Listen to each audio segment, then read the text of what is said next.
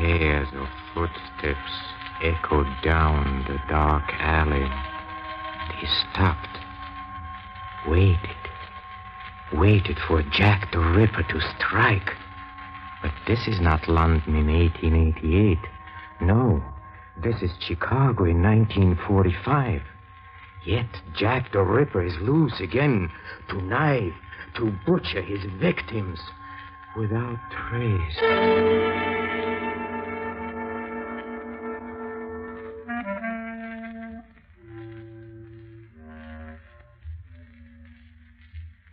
Hello, creeps.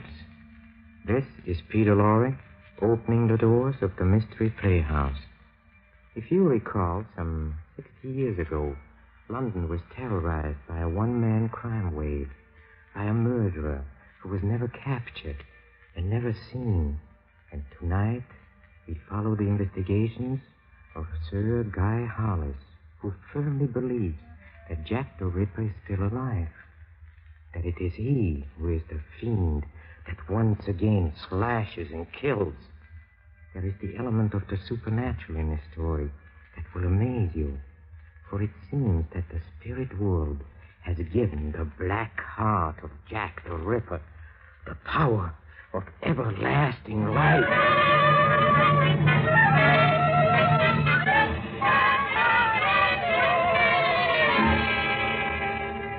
Time, the present. Our scene is the reception room of a well-known Chicago psychiatrist, Dr. John Carmody. Miss Canister, the doctor's assistant, is chatting with a tall, distinguished man who is apparently waiting to consult Dr. Carmody. But surely, Sir Guy, you can't believe a theory that seems so, astrological. I'm afraid I do, Miss Canister. You'll grant, Miss Canister, that we still know very little about the life energy of the sun, about those forces which keep the planets in their spheres and keep a star from spinning astray and crashing into the Wrigley building. Hello there. Oh, Dr. Carmody. I'll be with you in a moment, Mr. Hollis. Miss Canister, will you step into my office, please? Take your time, Doctor. Anything to gain your patient's respect. Well, what have I done now? It's Sir Guy Hollis. Oh. He's a lord or a knight, or anyway, not a commoner. Attached to the British consulate here. Did you find out anything else about him? Nothing about his medical condition. He's right out of an English movie. Only thing that's missing is a monocle. Oh, yes, and he's a bug about astrology. Send him in. Mm-hmm. Doctor, we'll see you now, sir. Thank you. It's been a somewhat busy day, Sir Guy. Sorry you had to wait so long. An apology a doctor need never make, sir. Most attractive office, Doctor. That's also my home. Oh, that explains the piano, then, and the painting. Perhaps. Aye. What do you think of London, Doctor? London? Why? Have you ever noticed anything strange about it? Well, the fog is famous, although here in Chicago we sometimes have one to match it. Yes, the fog. That's important. You see, it always provides the perfect setting. For what? For murder. Tell me, Sir Guy, what is a Londoner doing in Chicago discussing murder with a psychiatrist? Have you ever heard of Jack the Ripper, Doctor? The murderer? The greatest monster of them all. Worse than Spring Hill Jack or Crippen, even. Red Jack. Red Jack the Ripper. Yes, I've heard of him. Do you know his history, Doctor? See here, Sir Guy, doctors are pretty much in demand these days. I assumed you were a patient, wanted my help as a psychiatrist.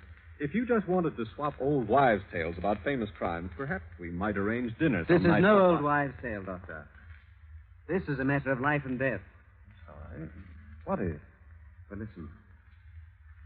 London, 1888.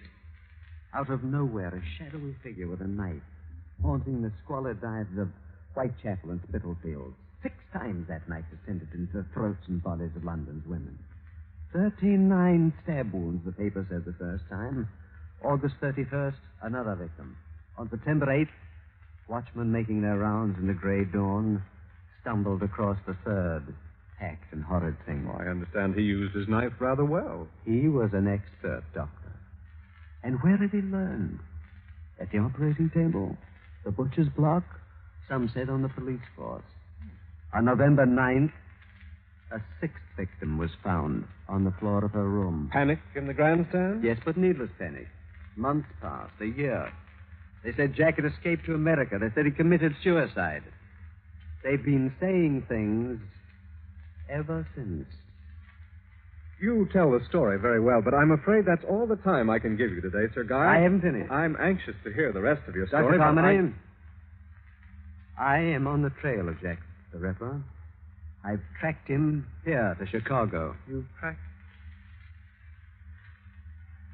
See here, Sir Guy. Oh, what was the date of those London murders? 1888. Well, look, if Jack the Ripper were even born that year, he'd be 56 today. I'd say Red Jack would be good and dead about now. Would he? Or should I say, would she? Because the Ripper may have been a woman, you know. Do you think I'm insane, Doctor? No. Well, then you might listen to my reason for thinking the Ripper is still alive. I have been studying these cases for 13 years. Talked to officials, friends of the poor drabs he killed, and then I started studying unsolved murders all over the world. Followed a trail of blood. I could show you clippings from San Francisco, Shanghai, Berlin, Cairo, Milan. 87 such murders. And all had the trademark of the Ripper. You remember the New Orleans torso slayings last summer? Well, vaguely. A colleague of mine attended the hearing. Then surely you remember two recent ones here in Chicago. One out on South Durban in September, and then a few weeks ago there was another very much like it up on Posted. Yeah. Well, Doctor? You're a criminologist. But figure it out, Sir Guy. If Red Jack were, say, 30 in 1888, he'd be 86 today. And no man of 86 could have butchered up that Halstead corpse. Suppose he didn't get any older. Suppose Red Jack knew how to stay young. But people do grow old, Sir Guy. Murderers, too. Whether they're women or butchers or scientists, they grow old. What about sorcerers? Who? Necromancers, wizards, practices of black magic. Now, see here, Doctor, I have studied the dates of those 87 murders, and they have an astrological significance. Suppose Red Jack didn't murder for murder's sake alone. Suppose he wanted to make a sacrifice. What kind of a sacrifice, Sir Guy? It has been said that if you offer blood to the dark gods when the moon and the stars are right, they grant boons. Boons of eternal youth. I don't understand, Sir Guy. I'm not an authority on witchcraft, nor even an amateur criminologist. Why have you come to me? Because Jack the Ripper is here in Chicago, and through you, I am going to capture him.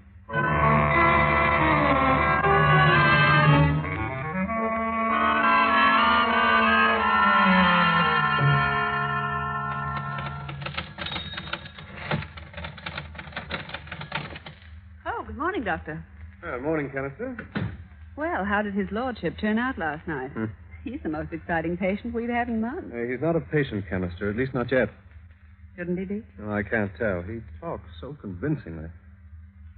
Maybe there is a shred of reality in his story. It's real enough to him, Lord knows. Oh, excuse me, Doctor. Dr. Carmody's office? May I speak with Dr. Carmody, please? It's most urgent. One moment. His lordship again. Oh, hello? It's Guy Hollis, Doctor. Oh. Any new clues turn up overnight? You're willing to go through with it? Oh, just this minute sent my nurse out for a magnifying glass and a pair of I don't handcuffs. think that'll be necessary, Doctor.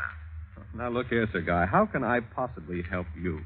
I have good reason to believe the Ripper is among your acquaintances. What good reason? I'll tell you when I see you. I understand Lester Benton, a friend of yours who writes a column for the Sun Herald, has invited you to a party tonight. Yes, that's right. How did you know that?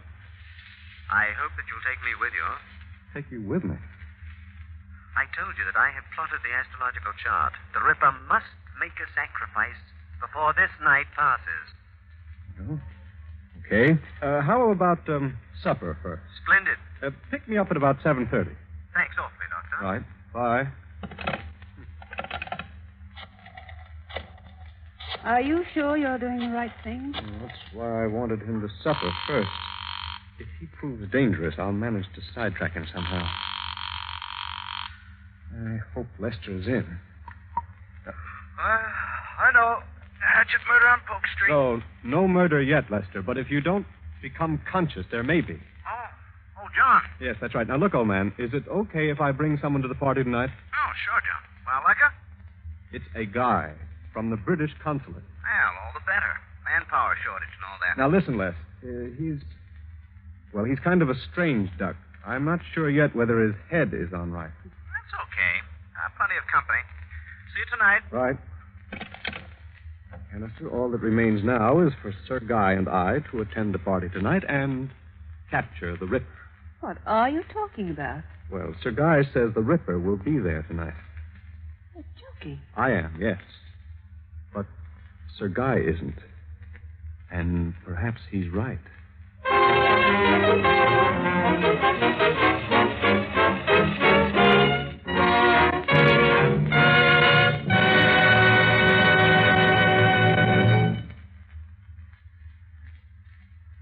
But I still don't know who you're hoping to find at Lester's party tonight, Sir Guy. A few writers, a painter, singer, all fairly normal. How about so is the Ripper? Perfectly normal. Except on certain nights. Hmm? Then he becomes an ageless, pathological monster crouching to kill. On evenings like tonight, when the stars are arranged in blazing patterns of death. But why among my friends? Because they are the kind of people the Ripper seeks out. But I warn you, Sir Guy, once these people find out what you're up to, you'd better be prepared for just about anything. I'll be ready. Look. What's that you got there? See here, Sir Guy, you can't go around among my friends with a gun in your pocket. Oh. Then you keep it for me. Yeah. But be prepared to use it. Sure. Well, come on. The party should be in full swing by now.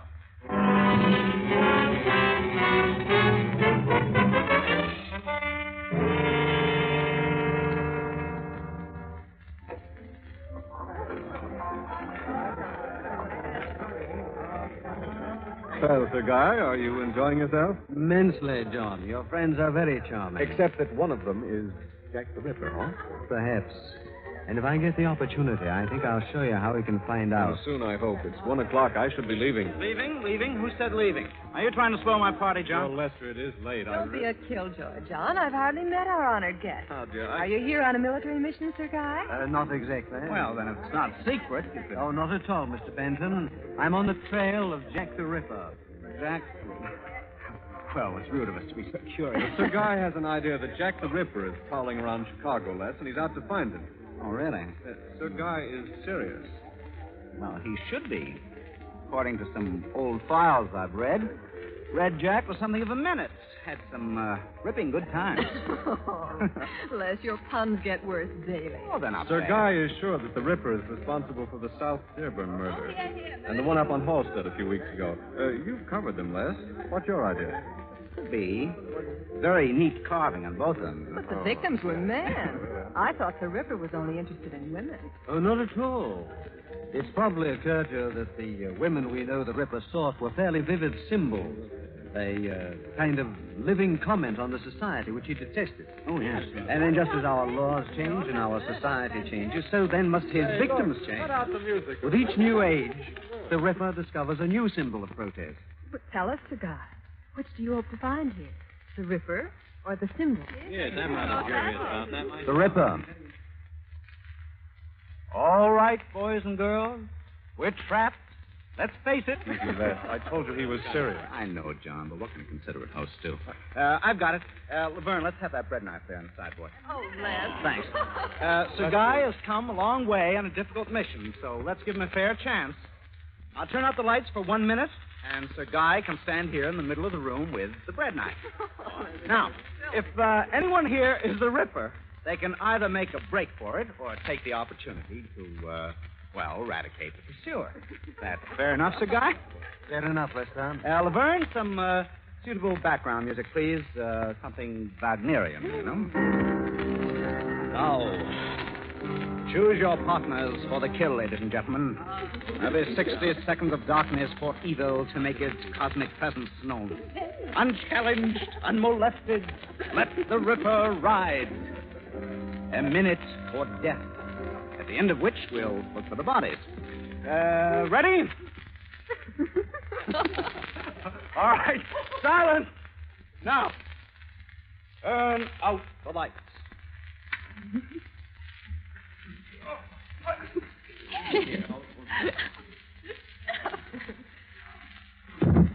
Don't anyone move. Let the affirmative forces return. Let there be light. Ah! Look there on the floor. It's Sir Guy. My lord, he's been stabbed. Here, let's pick up the body No, and get it off. Well, I guess nobody had better touch the body. Look. What is it? I mean, well, doesn't Hollywood recommend the police in moments like this? For heaven's sakes, Les. I swear, Les, I didn't want to bring him, but he insisted. He said he'd plotted the chart. Said he was certain the Ripper would use his knife before the night was out. I don't suppose we ought to move him, do you? What? Well, I'll call the police. For heaven's sakes, Les. Now, look, if you have any ideas what we should do, Nadja, now shoot. Whoever goes to get the police could just as easily make a neat getaway. Lord, Les, if he was right about the Ripper... But I wasn't, John. Sir Guy. Hey, wait a minute. Look at Now, that. wait, I really don't think that's really quite scared the kind of a half to joke death. we should have had. Please, forgive me, Nadja, for frightening you so. When you were all so innocent. What is a guy? What do you mean? Hold it, everybody! Are you sure about our innocence, Sir Guy? Oh, yes. You see, if the Ripper were here, he would have betrayed himself when he saw me lying there. Not a very gentle spoof, I'm afraid. Sure it was. Gentle like a ton of bricks. Yeah, come on, let's get a drink. Let's get away from the comic.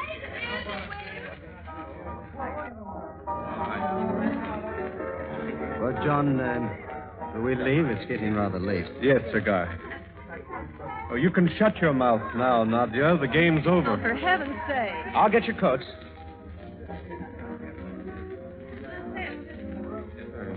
Thanks. Well, goodbye, everyone, and forgive me if I gave you an unnecessary scare. Oh, they've forgotten about it already, Sir Guy. Good night, Les. Thanks. Don't mention it, John. Come around again, Sir Guy. I'd like to. Good night, Lester. Good night.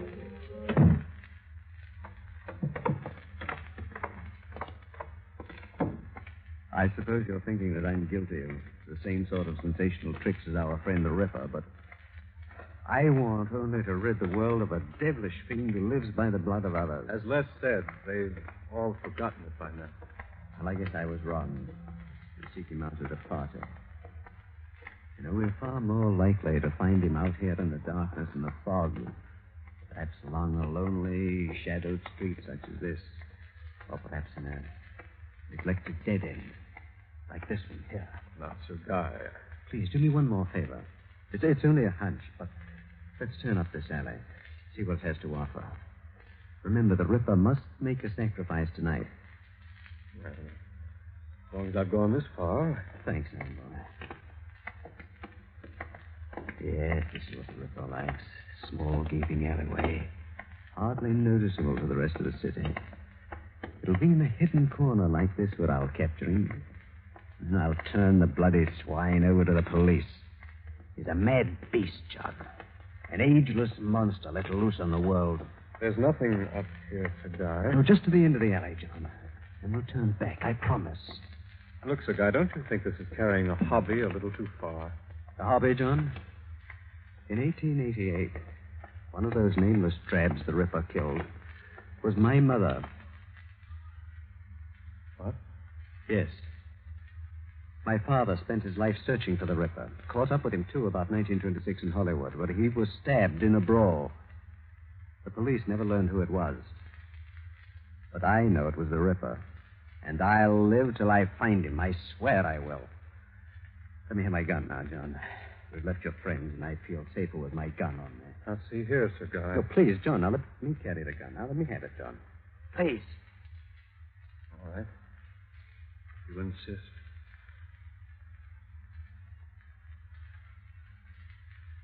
John, it's not a gun, it's a knife. I know. John. John, what are you doing? Never mind the John. Only Jack. No.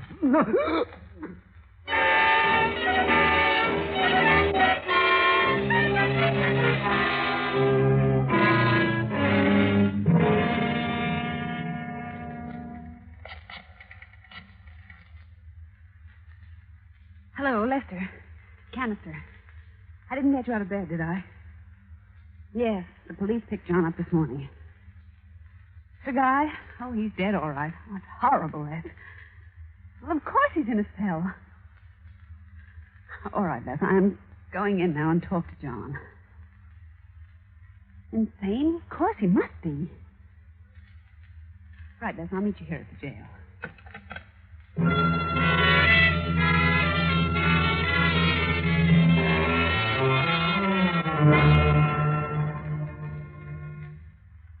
My time's up now, John. I better be going. Just one more thing, Canister. For some reason, I want you to understand. You see, Sir Guy was right. I did have to make an offering before the night was over. I didn't want for it to be him, Canister. But up there in that alley, I realized he was as determined as I. You know, Canister, I still wonder who at that party was astute enough to send the police after me so quickly. Lester, perhaps. Huh? The police won't tell me, but I'll find out, Canister. And if it was Lester, he'll know I found out. But what difference can it make now? Oh, police haven't won yet, Canister. The gods won't let me down. They never have. Sir Guy was right about that, too. I am eternal. I have no age, you know. I never shall. Well, I'll be going. I'll miss you. Bye, John. Bye, Canister.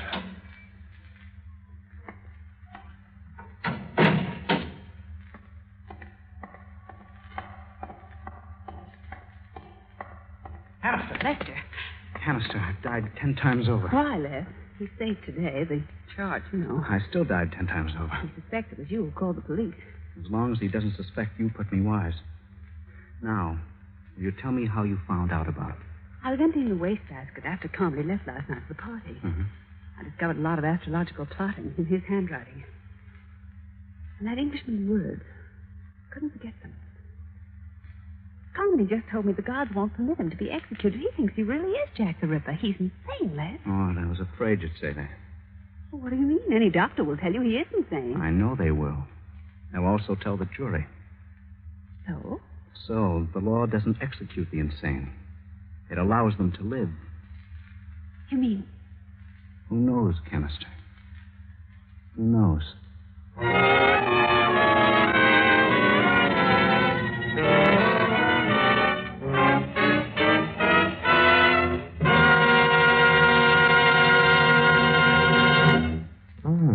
Comfortable thought, isn't it? Dr. Carmody may die for his crimes, but Jack the Ripper will live on. Oh, well, spirits are hard to kill, unless they come in a bottle. Now for our next production, we have something much less exciting. Oh, only 17 shots, a mob of crooks outsmarting each other for a paltry $200,000, 2 murderers, and Simon Templar, better known as the Saint. Follow me to the green room for a preview. Right this way. Come. Come.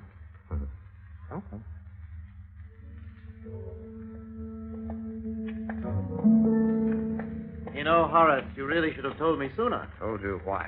That police headquarters have been moved to a Long Island mansion like this. It's quite a shock to a hard-working taxpayer like me. You better start getting used to shocks, bub. Oh, Mr. Nasson, the judge is expecting you. Go on in. I wish you wouldn't keep prodding me with that rough, though, Horace.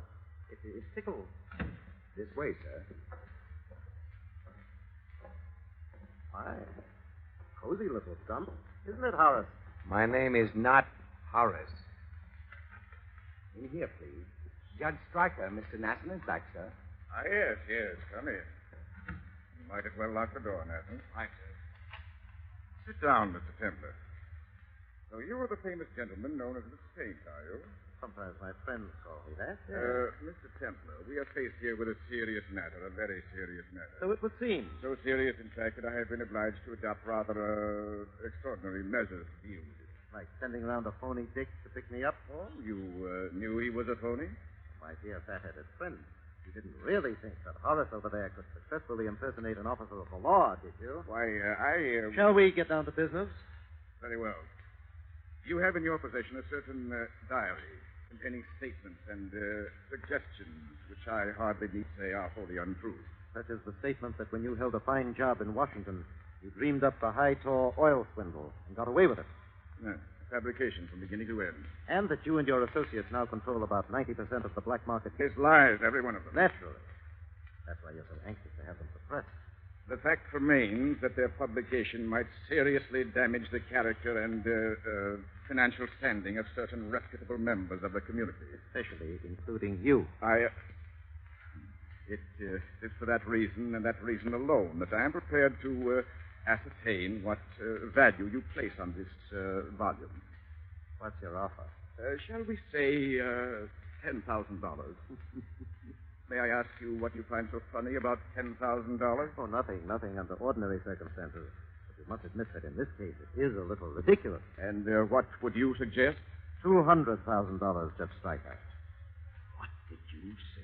You heard me. I said $200,000. You're insane. Oh, no, I'm not. I'll tell you what I'm going to do, Judge. I'm going to set up a foundation, the Simon Templar Foundation for the Rehabilitation of Wounded War Veterans. It will have a capital of $1 million. Your share will be exactly 1/5. Do I make myself clear? Why haven't you changed your tune before you ever get out of this house? Nathan! Don't try to get your gun, Horace. You see, I always carry a spare, and I'm an excellent shot. When you searched me, you should have remembered that I always have something up my sleeve. Now, take your gun out, very slowly, by the muzzle. Drop it. Thank you. Now, keep it toward me. That's right. And now, if you'll be good enough to unlock the door. Go on. Open it. That's a good little boy. You'll hear from me again, Templar. Oh, I'm quite certain of it. In fact, I shall expect to have your check by Saturday morning. Good night, Judge.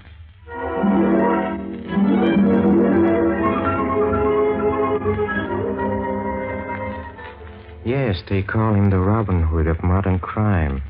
But even Robin Hood is not immune when powerful interests concern themselves with arranging for the sudden death of the saint. So with these gentle thoughts, this is Peter Lorre closing the doors of the Mystery Playhouse. Until next time, good night. Sleep tight.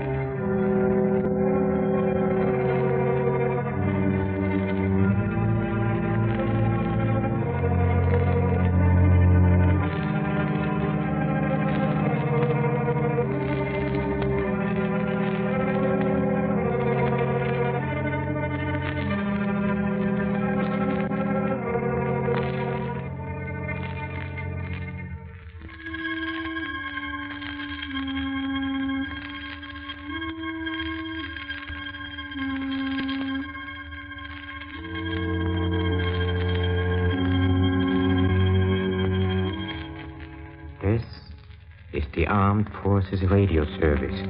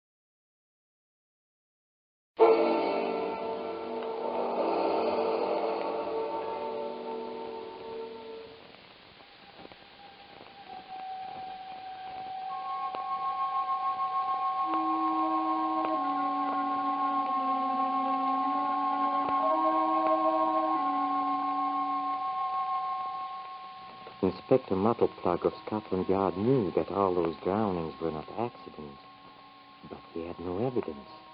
It was an easy way for a man to make a living, murder his wives and collect insurance. Yes, I said wives, for there was more than one murder.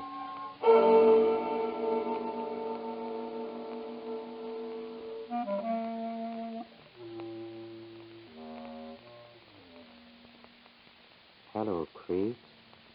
This is Peter Lorre with an invitation to join us at the Mystery Playhouse. Tonight I bring you a story by Roy Vickers. It's the unusual tale of a man who first murdered in rage, and all the witnesses swore it was an accident. Then he murdered coldly, deliberately, for profit, and each time the victim was his own wife. Listen then to The Man Who Murdered in Public. The story of the murder starts on the afternoon of June 5th, 1920. George McCartney was celebrating his 21st birthday with a stroll in Ilfracombe Park when he caught sight of a young girl named Elsie Netley on one of the park benches. Elsie had been a servant in the McCartney home 5 years before. George wasn't likely to have forgotten her. Elsie! Elsie Netley, I say. Imagine meeting you here. Why, it's Master George. Oh, do excuse me. Calling you that when I ought to say Mr. McCartney now. Let's just leave it at George, shall we? Mm-hmm. My, you've changed, Elsie. Well, it's been 5 years Since you thrust me with the back of a clothes brush and called me an ugly little brute. Oh, no, really, George. Oh, I used to be afraid of you, Elsie. You look so dreadfully muscular. But now you're rather pink and white. And, well, you're nice. Thank you, George. Perhaps that's because I'm taking a holiday before I look round for another job. Tell me, George, what have you been doing? Well, I left Cambridge, by request, of course. I'm afraid I didn't do well with my schooling. Got nothing out of it at all except a swimming cup. Now I'm touring with a theatrical company, doing a bit of acting for them. Oh, fancy that. An actor? Yes, and on my way to a rehearsal this afternoon. Oh. I say, could I meet you again sometime, Elsie? Oh, I'd like that. Well, how about tomorrow, this time? Perhaps we could go boating. That would be sporting.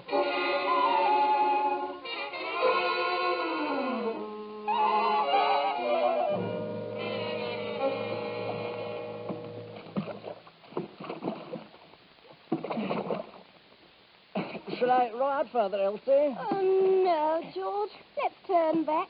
We must be close to a mile offshore. Oh, you're not frightened, are you, Elsie? Don't forget I want a swimming cup. Frightened, whatever of. Matter of fact, you know, I jolly well love to row a bit myself. Do let me try it, George. I'll row toward shore. Well, if you really want to, Elsie. Mm-hmm. Here, change seats with me. Right. Only be careful. Wait a moment. Here. Would you take my bracelet? Put it in your pocket for me, George. Oh, it looks like a valuable bracelet. Real rubies they are. I should hate to lose it. Now, here I come. Oh, have a care, Elsie. Oh, the oar! George, the oar, it's over. Yes, I know. I can't take it. Don't lean on this side. You're going to tip the boat. Oh, Elsie, are you all right? I'm coming. Now, don't struggle. No, don't stay away from me. Here. Turn about on your back. Stay off. Let go of me, you ugly little Ugly little brute. You called me that 5 years ago. And you struck me. Brute, am I? Brute, eh? Why, you shouldn't have said that, my girl. Oh, brute, you soft, white, mealy little fool. Don't, dear heaven, don't. She-devil.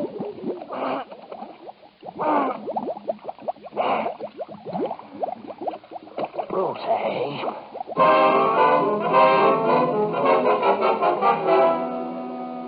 George McCartney hadn't meant to murder Elsie, but she hit him, and called him a brute, as she had when he was 16.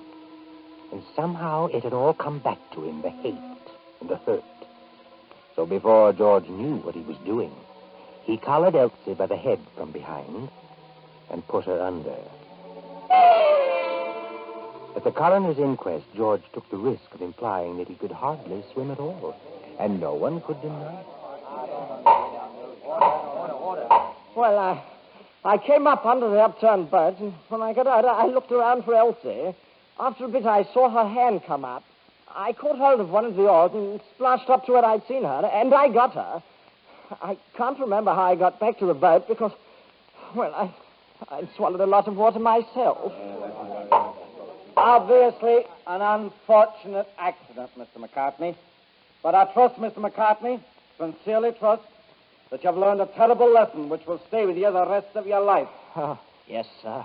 One does not stand up in small boats, Mr. McCartney. George walked away from the coroner's inquest a free man, not a care in the world, not even the burden of a guilty conscience. And a few days later, looking through the coat he had worn the afternoon of the drowning, George discovered... Hello, what's this? Well, I say, a bracelet. Elsie's ruby bracelet. Within a year, George was in financial difficulties. George wasn't very successful as an actor. In fact, after trying numerous other jobs, he discovered he wasn't very successful at anything, with one exception. And George made a career of that exception before he was through.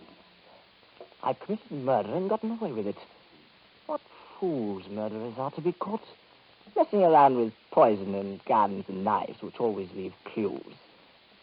But if you have a boating accident which lots of people can witness, it doesn't matter if you do contradict yourself a bit. They expect to be flooded, and unless they can show that you deliberately upset the boat, there's no possibility of their proving anything. On May 5th, 1923, George McCartney married a pretty little parlor maid named Violet Blaisdell. And a notable gift from the bridegroom to the bride was the ruby bracelet. On May 9th, he insured her life for £2,000. And, of course, George and Violet made their wills out to each other. And by the middle of August, George was ready to take Violet on their deferred honeymoon. Oh, that dashed alarm clock. I say, Mrs. McCartney, come along. Now, wake up. Oh, leave me be, George. This is Sunday. Yes, Violet, Sunday. Sunday, remember? Sunday? Oh, Sunday. Oh, now tell me, George. Now you must. Go on. What's the surprise? Tell me. No. Pack your things, Violet. I know. We're going to Bognor for a fortnight on our honeymoon. Bognor. Yes, darling, Bognor, where we can go boating.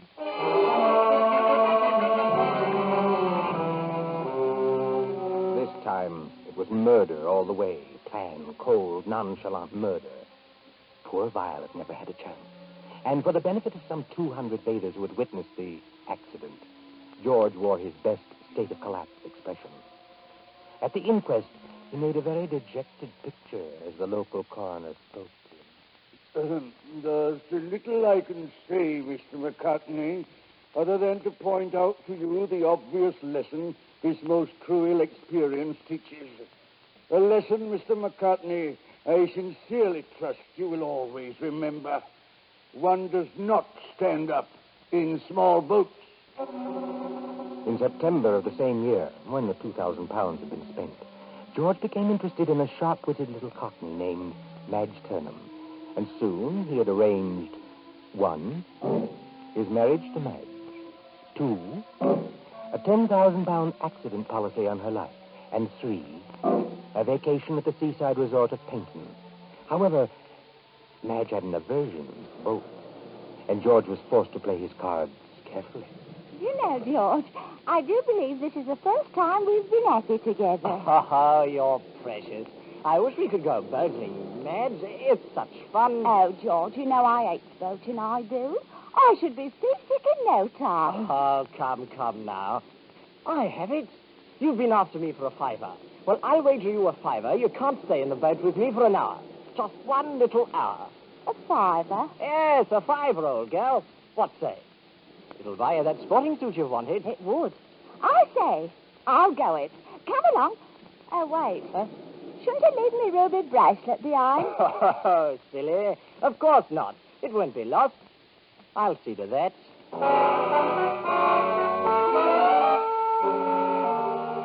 The inquest following the accidental drowning of Madge went off without a hitch, and George went free.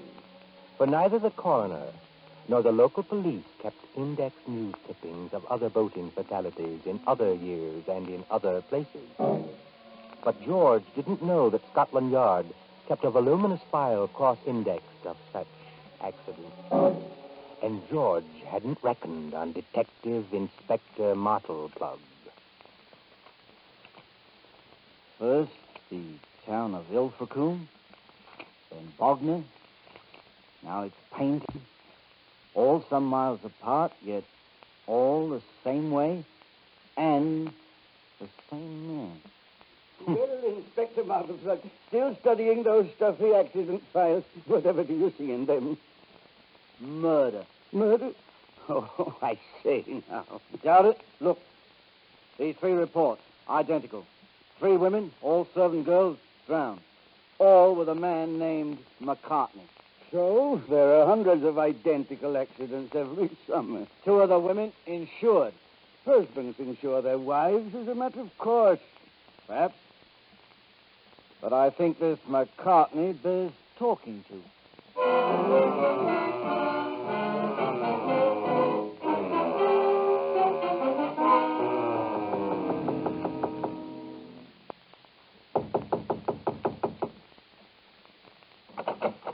Yes? Mr. McCartney? Yes, I'm George McCartney. Mr. McCartney, I'm Inspector Martleplug of Scotland Yard. May I come in? Well, I was about to leave. However, Scotland Yard comes first, I'm sure. I'll come straight to the point, Mr. McCartney. Our records reveal that you have had the singular misfortune of being the sole survivor in 3 drowning incidents. Oh, dear. I'd rather hope to forget about them. I shouldn't wonder. Can you shed any light on the coincidence? Oh, it fairly beats me, Mr. Martleplug, and that's a fact. You'd think that after a thing like that happened once, it just couldn't possibly happen again. True. Yes, and it used to haunt me. That's why poor Madge persuaded me to go out again, to overcome my awful horror of water. Oh, dear, why talk about it? That's why I've come. To talk about it, Miss McCartney. Oh, I see. But I do not care to talk about it, Inspector. It's too painful. Not nearly so painful as a rope. I tell you, I cannot discuss it, Inspector. If you don't like that, why don't you arrest me for murder? Why, I'll tell you why you don't. Because you've got no evidence. You'll never hang me, Martleplug, because you haven't any evidence, and you can't get it.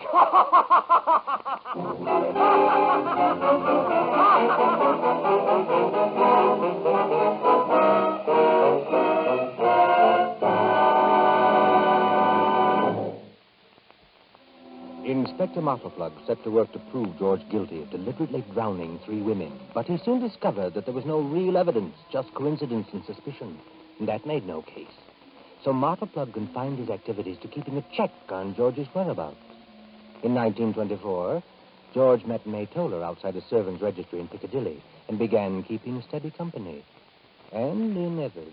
Oh, May, darling. Why not chuck it all and marry me? Well, I'm not sure, George, that I should leave my parents and chuck my job. You tell me you've got money, but... But I've no employment. What matter? I have enough to care for you, May, and your parents. And I have a surprise for you tonight. A surprise, George? Yes. Something I've kept all these years for just such a girl as you, May. Here. By gum. What a beauty. I've always loved bracelets. And, George, it's rubies. Where did you get it? It belonged to my mother. So they were married, and George took out a £10,000 accident policy on May and set up their new quarters in Theobald's Road. There, before very long, Inspector Martleplug arrived one day to let the new Mrs. McCartney in on a deadly secret. Oh, sorry to trouble you, sir. I want to see the McCartneys. I understand they have rooms here. Why, I saw Mr. and Mrs. McCartney leave early this morning. Oh, do you happen to know where they went? Why, yes. Mrs. McCartney was that excited she told everyone. They've gone boating at Grand's End. Boating? Boating? Quickly. How do I get to Grand's End?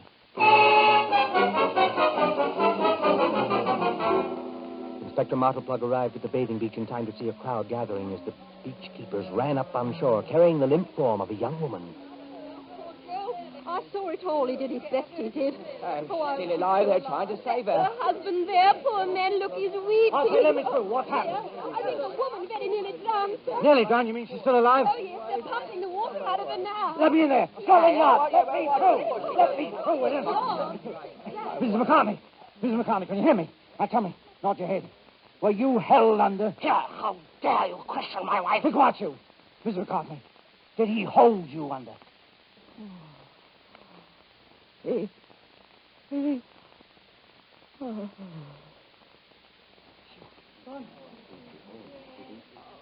late, Inspector. She's gone. Yes, too late, McCartney. But you had a few bad moments. Oh, how can you say such a thing? Poor May. Oh, my poor, dearest, darling May. The inquest for May Toller McCartney proceeded as usual until it came time for the coroner's closing speech. Then George got the shock of his life when Inspector Martleplug took the floor. Just a few routine questions, Miss McCartney. Was your wife insured? Oh, yes. I believe she had taken an accident policy for £10,000. And did your former wife, Madge Turner, meet with a similar accident at Paynton? Yes. And did you not collect a £10,000 policy in her name? Yes, I And did you not have two other similar accidents prior to that? One with Elsie Natley at Ilfracombe, and one with your first wife, Violet Lacewell at Bognor. I won't answer that. No matter, we know you did. And I have a summons for your arrest for the murder of your wife. Anything you say from this moment on may be held against you. But George had enough money to hire one of England's most promising young lawyers, Ernest Quilter. Quilter had no use for his client, but he made a brilliant case against the Crown. In this case, there's no assumption of guilt whatever. There is only the overwhelming assumption of an accident. My lord. The Crown's barrister has something to say? Yes, my lord. The deceased was drowned, admittedly, within a dozen or so yards of the upturned boat. Is it to be believed that the prisoner, who was a very able swimmer, having won a cup for swimming at Cambridge, is it possible that he was unable to effect her rescue, as he stated? I object, my lord. It is no part of my case to deny that my client could have saved his wife from drowning had he wished to do so. My learned friend has forgotten more law than I ever knew, so he will not object to my reminding him of the principle enshrined in the doggerel, "Thou shalt not kill, but needs not strive officiously to keep alive." Now, I admit that George McCartney did not strive to keep his wife alive. I'm not here to defend his moral character nor his conscience. I'm still waiting for my friend to show that any action of McCartney's betrays evidence of felonious intent. At the judge's direction, the jury found George not guilty. There the case ended, with no one in England doubting George's guilt and no one able to do anything to him. And then one day, a certain Mrs. Hastafan, just returned to England from Canada, telephoned the local police to report A burglary, yes. That's right. They've taken not only all our silver, but my jewels as well. A lion crouching. That's right. It's our family crest. Yes, and it's stamped on every piece. What's that? Yes, the crest is on both the silver and the jewelry. And a few days later at Scotland Yard. Inspector Martleplug. Yes? What is it, Morton? I have a pawnbroker outside who has recovered a stolen ruby bracelet. The bracelet bears the High Stephen crest. Stolen jewelry? Are they in my department, Morton? But wait. The pawnbroker says the bracelet was pawned by George McCartney. And that same afternoon... That's why we called you, Mrs. Heistephen. We want to get this thing straightened out. I'm so sorry you've had this trouble with the bracelet, Inspector Martleplug, but it's not one of the stolen pieces. I gave it away as a present when I was in England 6 years ago. I'm very sorry she had to pawn it. Huh? Who had to pawn it, Mrs. Heistephen? The girl I gave it to, she was one of my maids, and I gave it to her because she saved my life. Her name was Elsie Natley.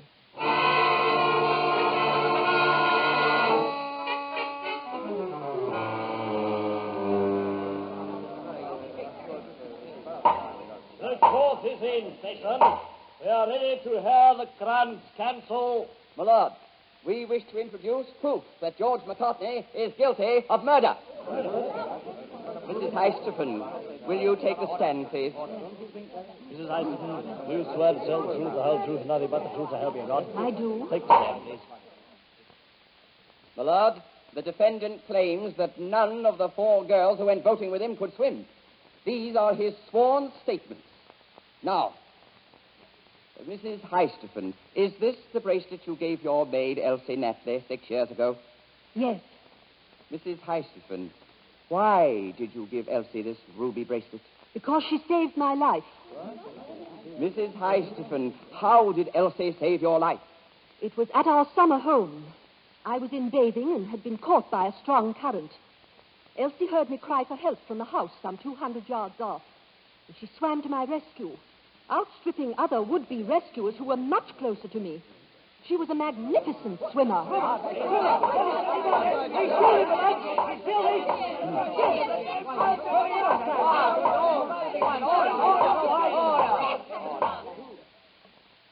Elsie Natley, my lord, was a magnificent swimmer. She drowned because she was held underwater by that foolish little fiend. This George McCartney, who thought that public murder was foolproof.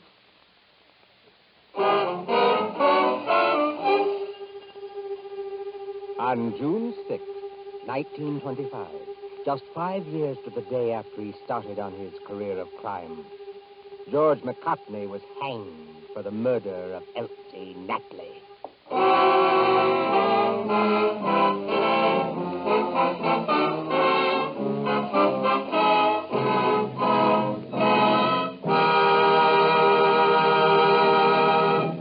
George McCartney, murderer. You see, George McCartney didn't save money, and to his twisted mind, the only means to a fortune was death by drowning. Oh, but a wise man doesn't get himself into that kind of a spot. He skims the cream off of his pay and stashes it away in soldiers' deposits at the office of his CO. See how simple it is? You don't have to marry for a while. Just save your money. Oh, yes, and don't murder anyone, please. Now, about our next production in a mystery playhouse. It's one of those great stories by Craig Rice concerning the adventures of John G. Malone, the lawyer who conducts the major proportion of his criminal investigations at Joe the Angel's bar. Let's visit the green room where the actors are preparing a scene for our next attraction. Follow me? Come. John J. Malone. Never lost a client. Just around the corner here. Hey, wait a minute. I got it. Got what? The words. Some of them, anyhow. When they hanged him in the morning, his last words were for you. Then the sheriff took his shiny knife and cut that old rope through. Yes, sir. Yeah, I never heard that song before. This is Palmer's cell right here. Hey, Palmer, you're Lloyd. Holy mackerel. Malone, look. Palmer's hung himself. What? With me for a lawyer? Oh, my Lord. Still alive. Oh, get the door open. Come on, hurry it up, will you? All right. Hurry. All right, now, cut him down. Cut him down quick. Look, he's still breathing. Palmer must have been out of his mind. Would he want to go and hang himself with a new trial coming up and everything? Easy. Next. Okay, let him down. That's it. All right. That's about it. Put him on the bunk there. Okay. Palmer, this is Malone. What happened, kid? Trying to say something. Palmer, it's Malone. Wouldn't break. Yeah, go on. What wouldn't break? Wouldn't break. Palmer.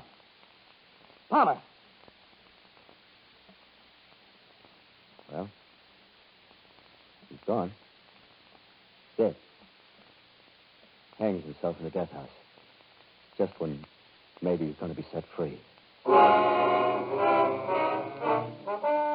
Oh, but was it suicide? It seemed very strange that a man who was going to inherit $2 million would hang himself, especially when he was to be freed from the death house the next day. Helping himself freely to the contents of a bottle at Joe the Angel's bar, John G. Malone considers the problem. His conclusions are startling, and his hangover is terrific because John G. Malone mixes his rye with gin. Who said this wasn't a horror program? Until next time, then, this is Peter Lorre closing the doors of the Mystery Playhouse. Good night. Sleep tight.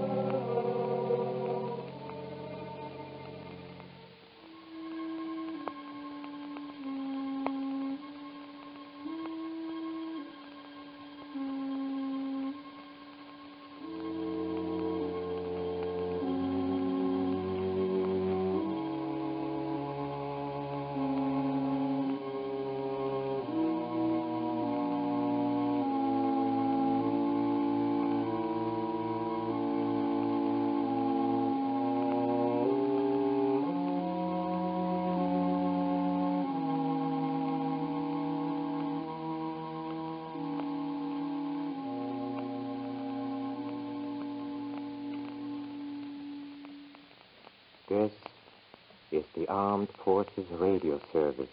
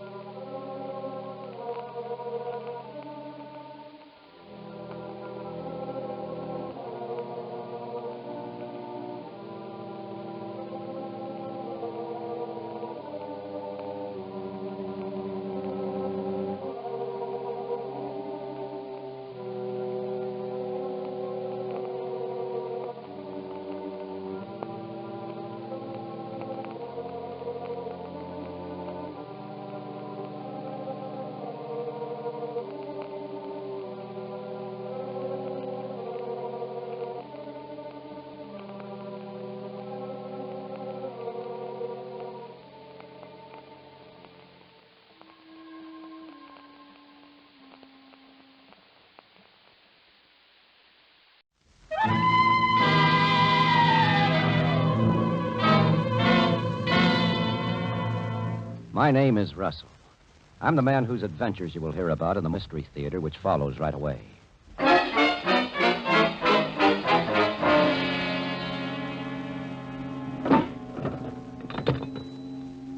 Hello, headquarters.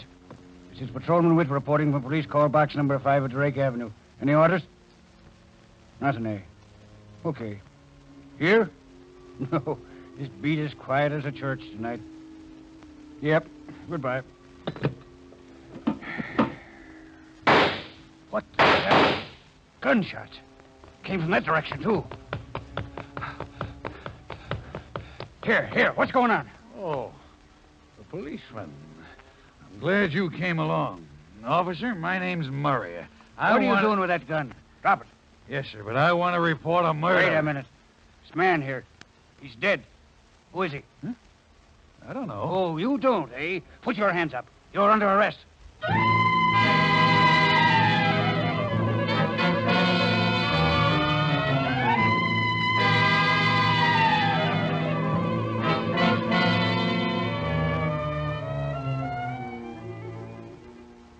Good evening, ladies and gentlemen. This is Jeffrey Barnes welcoming you to the program that presents the best in mystery and detective fiction. You have just heard the opening scene of tonight's exciting story. It is entitled The 11th Juror, written by Vincent Starrett and presents one of the most unusual court trials in mystery fiction. You have just heard the committing of the murder and the arrest of the accused, James Murray.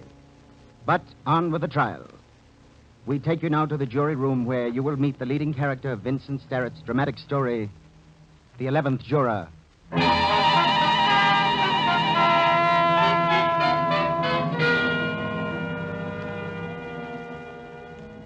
Yes, my name is Russell.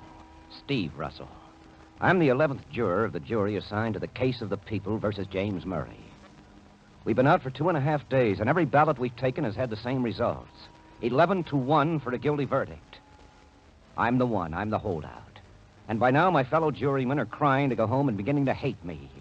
Hate me because I won't go along with them and hang an innocent man. Now, wait a minute, please. Now, wait a minute. Quiet down. Now, look here, Mr. Dean. Being foreman of this jury doesn't give you the privilege of riding roughshod. I demand that we take another ballot. Riding roughshod. Huh. Look who's talking. Mr. Russell. As you well know, we've had 27 ballots now. And unless you're ready to change your vote... Hold on. How do you know some of the others won't change their vote? Now, let him have his ballot, Dean. Maybe it'll make him see the light. Okay. So we'll have another ballot. Get out the pencils, boys. Well, I got writer's cramp. Can't we just have a voice vote? Okay. Voice vote it is. And, Russell, if you lose this time, I hope you'll get over your pig-headedness and come along with us. I'm not half as pig-headed as you are, Dean. Oh, you're not, eh? Well, let me tell you... Come on. Are we going to vote or aren't we? All right. All who vote guilty, say aye. Aye. All opposed? Nay? 11-1. Same old song and dance. Well, I'm sorry, boys, but like I've said before, unless one of you can prove to me that James Murray had some motive to kill Howard Blessing... Motive be hanged. Murray was drunk. He shot Blessing in a drunken rage. Oh, don't waste your breath arguing with him. In 2 hours, the judge will be calling this a mistrial. And then some other jury can put the noose around Murray's neck.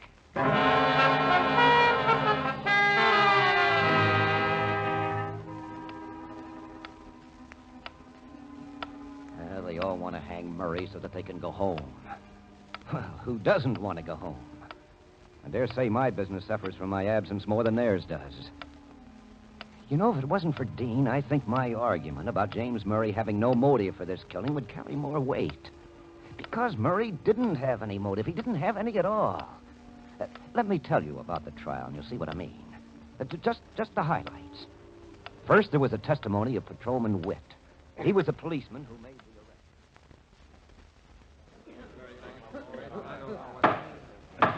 Continue, Officer Witt. Well, I ran in the direction I heard the shots come from. Howard Blessing lay dead with 2 bullets in him. James Murray stood there just looking at the gun in his hand, sort of dazed like. I could tell he'd been doing a lot of drinking. Now, how long between the time you heard the shots and the time you reached the scene, officer? About half a minute. Then isn't it possible that someone other than Murray could have fired the shots, dropped the gun, and run, leaving Murray to pick the gun up before you reached the scene? Well, Never mind, that's all. State's witness. Officer Witt, is it not so that the murder took place directly beneath a street light? Yes. When you rounded the corner of Belvedere and Lambeth, a quarter block away, Did you see anyone else in the street? Anyone at all? No, sir. Not a soul. Just the prisoner, James Murray, and the deceased, Howard Blessing. There you are, gentlemen. Why, the defense is evidently trying to confuse you by implying that some unknown murderer exists. Had anyone else fired those shots and run, leaving poor Mr. Murray holding the gun, Officer Witt would have seen this unknown man in the streetlight. Objection. Even the prosecutor could run out of the range of the streetlight inside of a few seconds. We are wasting time, Your Honor. I am not concerned with a mythical murderer, a galloping ghost. We are concerned with James Murray, caught standing over a dead man and holding a smoking revolver in his hand.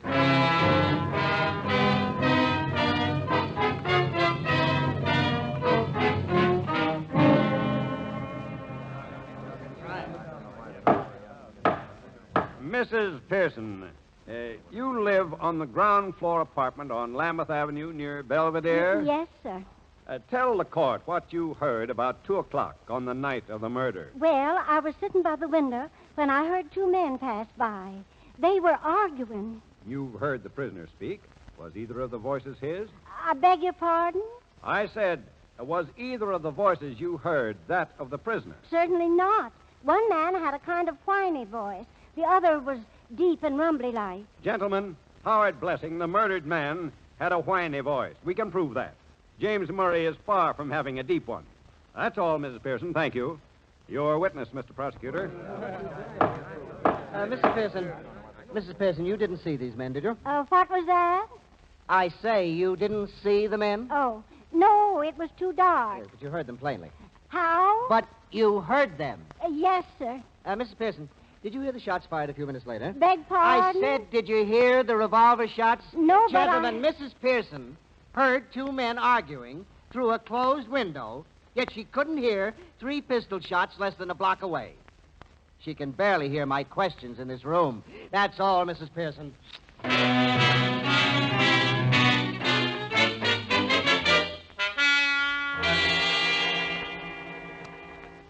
Mr. Trapp, you've known the deceased, Howard Blessing, for some time? About 5 years. We were pretty good friends. And you knew Blessing was a widower, Mr. Trapp, whose wife died some years back? Yes. Did Howard Blessing ever show you a small framed miniature of his wife? Oh, yes. Many times. He always carried it with him. Did he show it to you the night he was killed? Yes. Did you see him put it back on his person? Yes. What is the point of this line of questioning? I am trying to establish, Your Honor, that this miniature disappeared. That it was taken from the murdered man by some unknown person. That's all, Mr. Trapp. Prosecution's witness. No questions.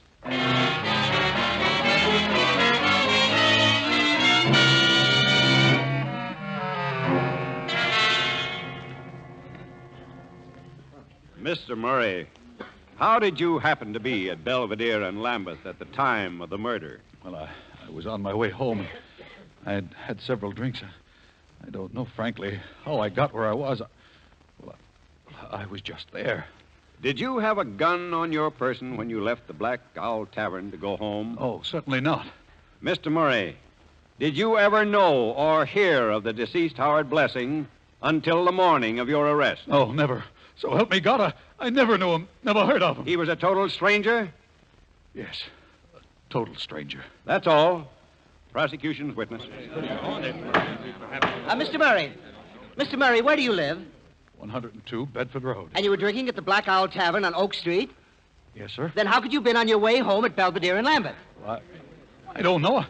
I just wandered that way. I see. And in your wandering, Mr. Murray, you plucked a gun out of thin air, huh?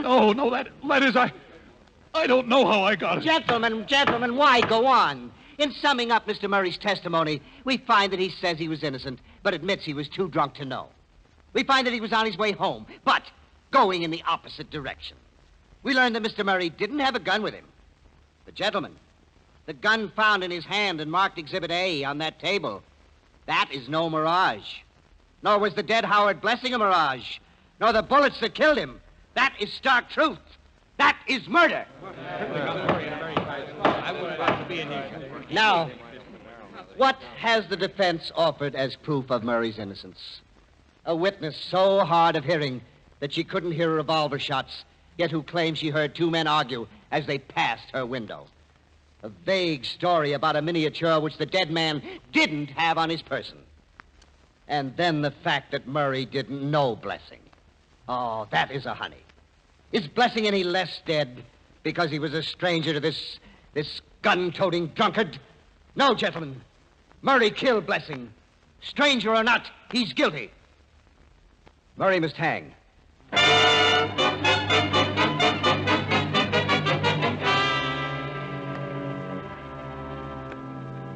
Well, those were the highlights of the trial. Oh, I admit the circumstantial evidence against James Murray is pretty strong. But the judge said if there was any reasonable doubt in our minds as to whether Murray killed Howard Blessing, we should find Murray innocent. Well, there's plenty of reasonable doubt in my mind. Oh, that must be the bailiff coming in to ask if we reached a decision. Yeah, the 2 hours have passed. Oh, now it looks like we'll have to admit a mistrial. Well, boys, this is it. I'll let him in. Oh, just a minute, Dean. You dropped something. Huh? What? What did I drop? Oh, on the floor here. Looks like... Holy mackerel. What's the matter, Russell? What is it? This changes everything. Just a minute, boys. Bailiff, come back in 30 minutes. What does he mean? Hey, what goes? Yeah, what's the idea, Russell? What was that you picked up off the floor? Look here, Russell. What do you think you are telling the bailiff to come back in 30 minutes? You'll find out all too soon, Mr. Dean. Fellow jurors, now you'll have to listen to me. I don't get it. Fellow jurors, listen to me. You all remember during the testimony that the defense made a point out of the fact that a certain miniature bearing the picture of Howard Blessing's wife disappeared from Blessing's pocket just before he was murdered. Yeah, what's that got to do with it? Well, boys, before we decide to hang Murray, perhaps Mr. Dean would like to explain what this miniature happened to be doing in his pocket. And now back to Jeffrey Barnes and Act 2 of The 11th Juror. James Murray, a smoking gun in his hand, has been found standing drunkenly over the body of one Howard Blessing. All the jurymen, with the exception of Steve Russell, believe Murray is guilty of murder. Russell has held out for nearly 3 days. Just as the foreman of the jury, a Mr. Dean, is about to report a mistrial to the court, Russell electrifies the jury room by demanding to know how a mysterious miniature, supposedly belonging to the murdered man, has found its way into Dean's pocket.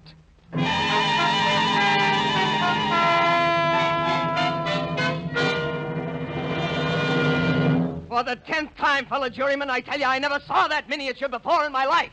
And I don't know how it could have gotten into my pocket. And Dean's the man, my friends, who wouldn't believe James Murray when he said he didn't know how that gun got in his hand. How about that, Dean? Your story doesn't hold water, Dean.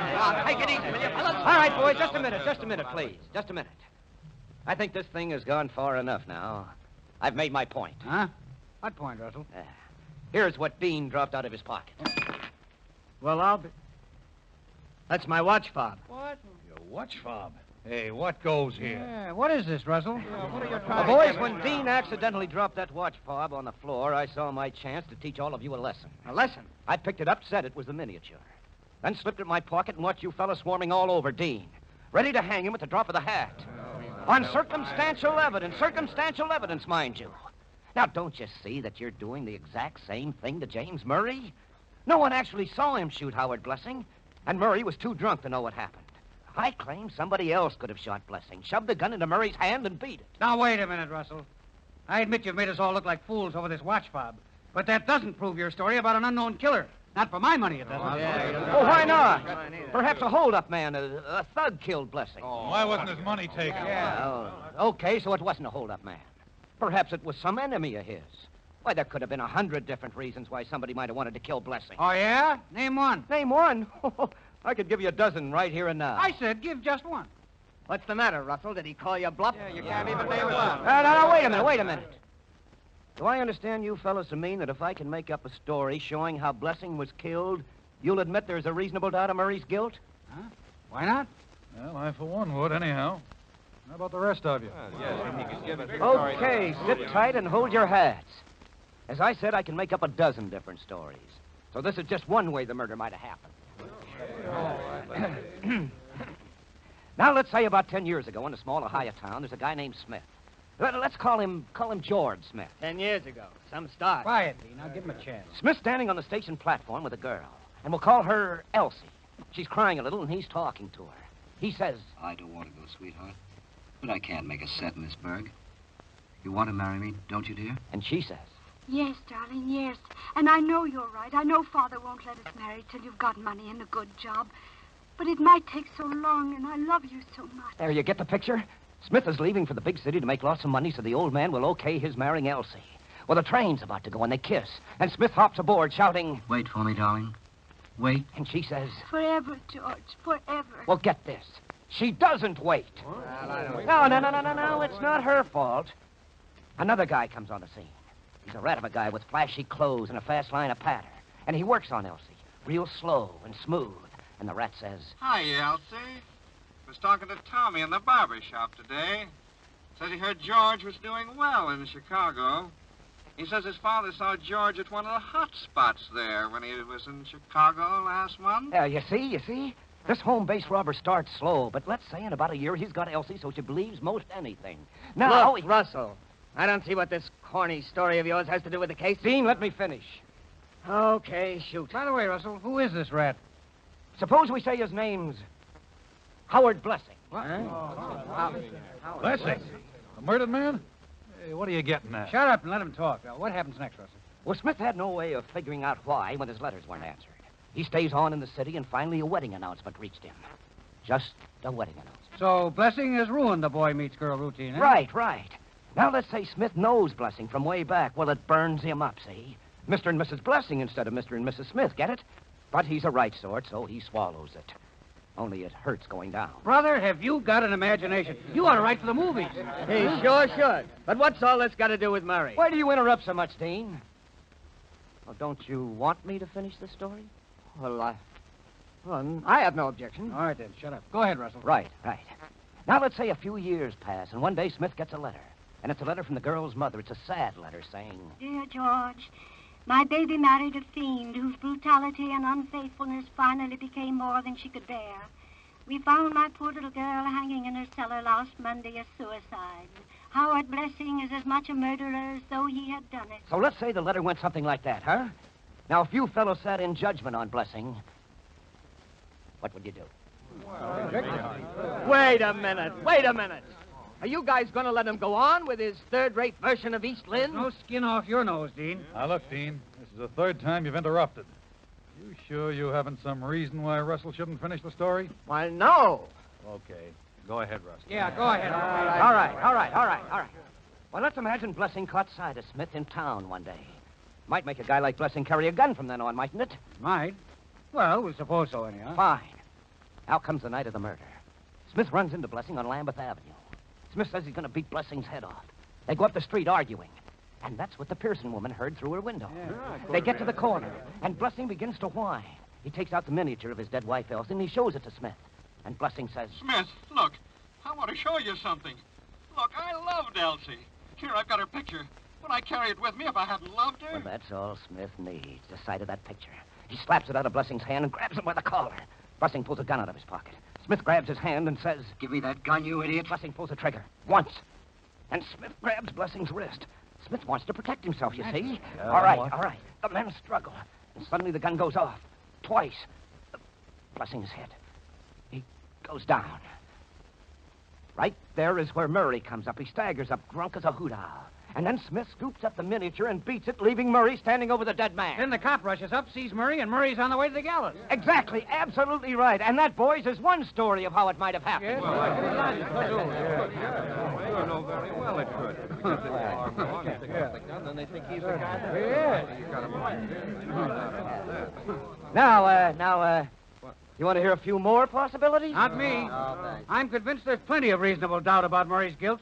I vote for acquittal. I do, too. All right, let's make that official. Let's make it official. All in favor of acquittal signify by saying aye. Aye. Well, that does it. I think we're now ready to inform the court that we've reached a verdict. Not so fast. What? I haven't voted yet. A few questions. Yes, Dean? You say you made this story up? That's right. Then it proves nothing, right? Sure it does, Dean. It proves somebody besides Murray might have killed Blessing. It proves reasonable doubt. Not in my book, it doesn't. I still think Murray is guilty. So this is still a mistrial. What? Oh, right back where we started. This is the last straw. So let's call the bailiff and get it over with. Bailiff! Bailiff! He'll be here in a minute, and what do you think of that, Russell? Well, I think I'm licked. Huh? I think I can't stall any longer. What? Dean, I've convinced everyone but you. Now I'm going to convince you. Take a look at this. What is it? Now, let me see. What's it? This is a miniature. A miniature? That's right. And this means that you're... Right again. Take a good look, boys. The George Smith in my story is me. Steve Russell. Holy mackerel. Gee, Hossafat. By coincidence, luck, chance, I was called on this jury.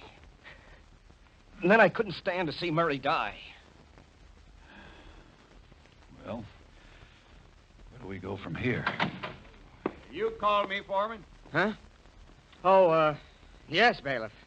You can tell the judge we've arrived at a verdict. Yes, sir. And bailiff. Yes? Yes, Mr. Dean? Bailiff, step outside a moment. Yes, sir. Boys, we all know Murray is innocent. But what are we going to do about Russell? As you know, the proceedings in this jury room are confidential. Any recommendation we make must be made officially to the court. Now, do we turn Russell over for trial or not? Well? Mr. Foreman, Yes? Well, I say we forget Russell's story. What about the rest of you?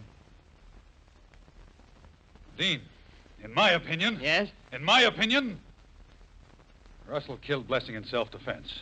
I say we forget about it. That's a good idea. Forget about it. Okay, then. It's agreed. We find Murray not guilty and let it go at that. The case is closed.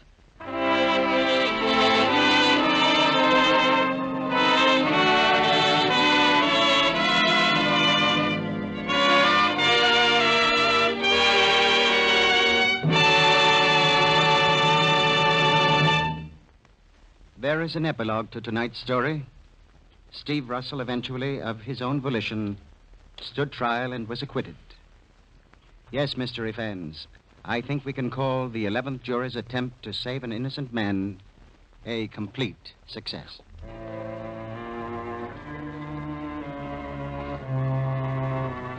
This is Jeffrey Barnes again, ladies and gentlemen, inviting you to be with us next week when we will present Eric Ambler's suspenseful study of mortal terror, his popular adventure and mystery entitled Journey into Fear. It was especially adapted for radio by the very popular Milton Geiger. So, Mr. Evans, be sure to listen next week to Eric Ambler's Journey into Fear.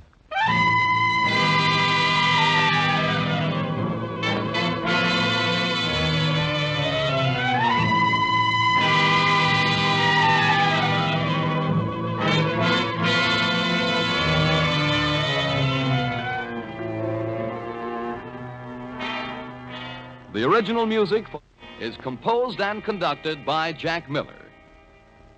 The 11th Juror was written by Vincent Starrett and adapted for radio by Christopher Mayo.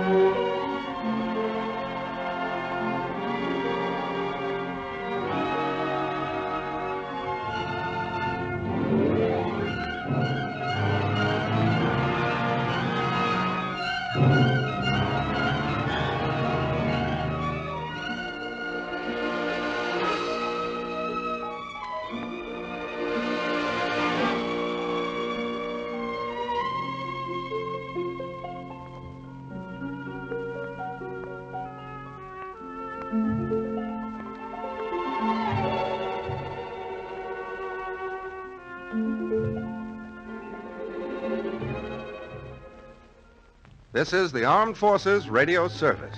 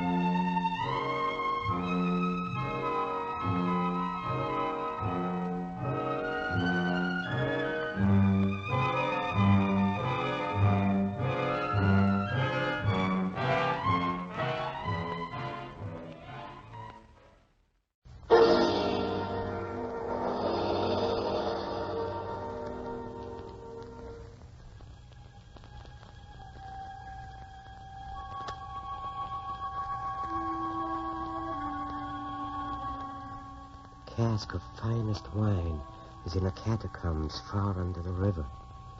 Bones are there, too. Human bones. The burial grounds of an old family. And deep in that dark, dank tunnel, there is no one to hear a man begging for his life.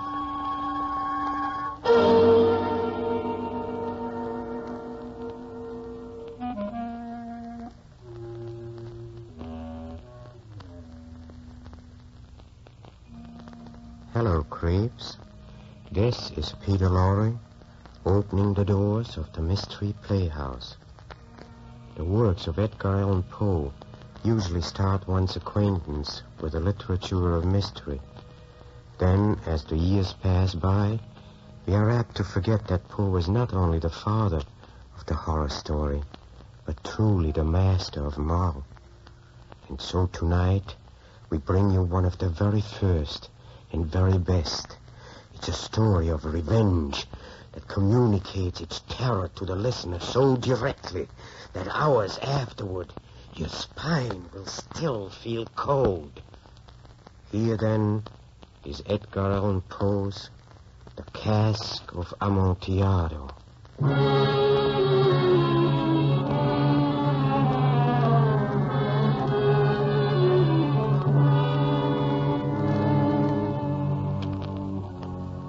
The 1,000 injuries of Fortunato I bore as best I could. Neither by word nor deed did I ever give him cause to doubt my goodwill. That was long ago, but I remember it. If ever a man had reason to hate and right to vengeance, it was I, the last of the Montresors. Through a device which the devil himself must have conceived, Fortunato, the noble, high-born Fortunato, had robbed and swindled my aging and sorrowful father of all his vast fortunes. As the last of our gold was transferred to Fortunato's already brimming vaults, my father, broken, humiliated, and plagued with anguish, passed on. As he lay dying, his last words to me were, "Revenge. Revenge, my son, the wrongs done to the Montresors by this fiendish Fortunato."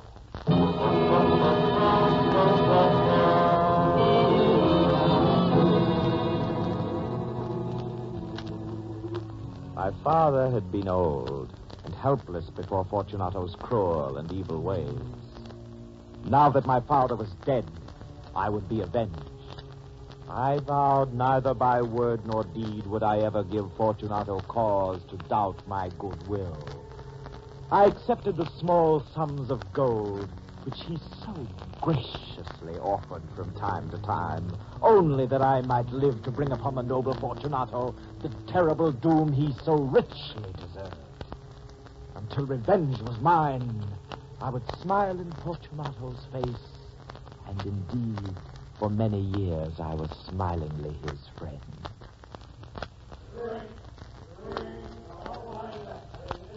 Scarcely a night passed that Fortunato did not stop beneath my window. So much did he enjoy the opportunity for further injury.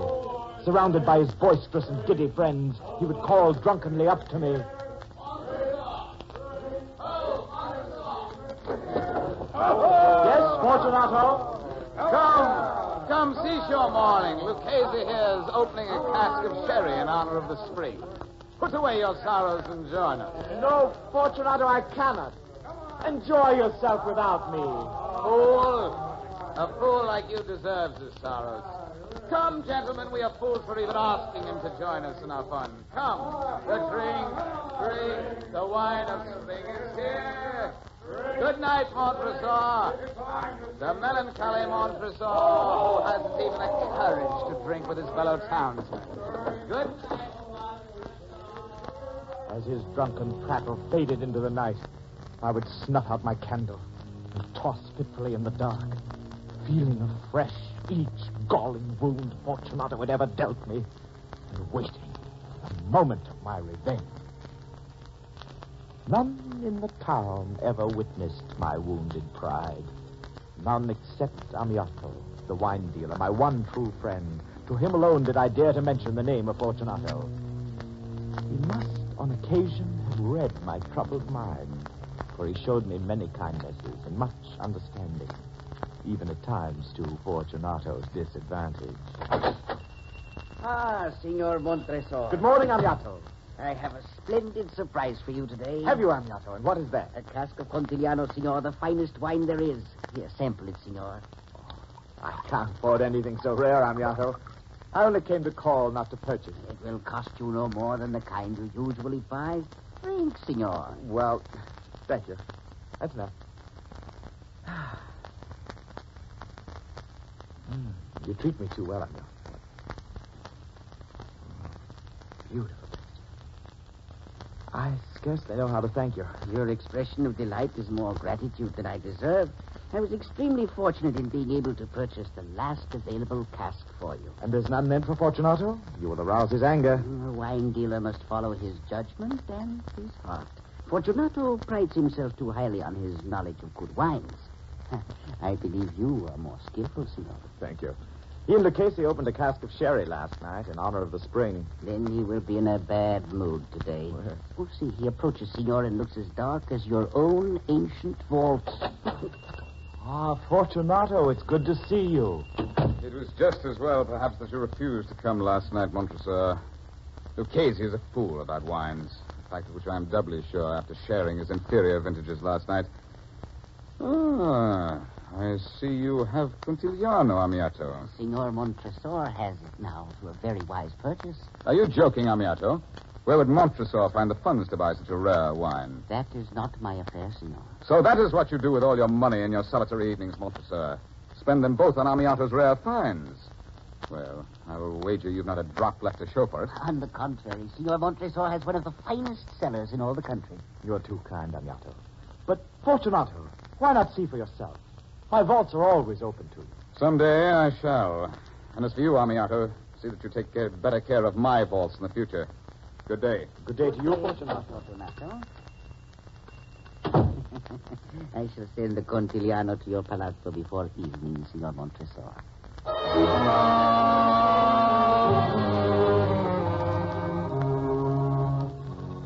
Now my mind was made up. That moment in the wine dealer's shop gave me the beginnings of a plan for which I had long been waiting.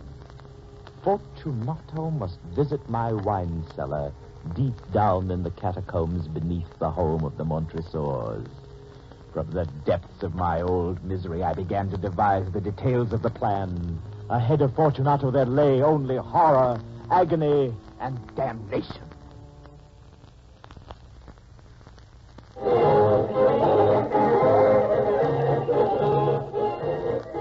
It was about dusk that I finally sought Fortunato out, one evening during the height of his wedding festivities.